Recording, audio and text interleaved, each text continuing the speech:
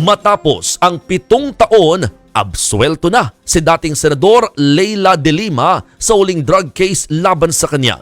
Kaugnay po ito sa pagkakasangkot umano ni De Lima sa illegal drug trade sa New Bilibid Prison noong siya ay Justice Secretary pa. Sa desisyon ni Muntinlupa RTC Branch 206 Judge Henergito, bigo raw ang prosekusyon na patunayang guilty beyond reasonable doubt si De Lima. Ibig sabihin nito, absuelto na ang dating senador matapos katigan ng korte ang demurrer to evidence na inihain niya. Sa paghahain ng mosyon na ito noong Marso, sinabi ng kampo ni De Lima na hindi sapat ang ebidensya ng prosekusyon para siya ay mahatulang may sala. Labis naman ang saya ni De Lima sa desisyon dahil mapanatag at makakatulog na raw siya ng maluwag. Bago nito ay binasura rin ng Quezon City RTC Branch 76 ang 2 disobedience cases ni De Lima na isinampa naman noong 2016.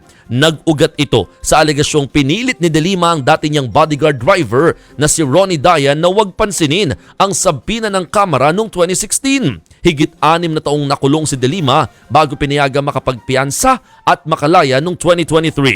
Sa ngayon, wala pa raw plano si De Lima na bumalik sa politika pero tiyak daw na tutulong siya sa investigasyon na ginagawa ng International Criminal Court kaugnay ng war on drugs ni dating Pangulong Rodrigo Duterte.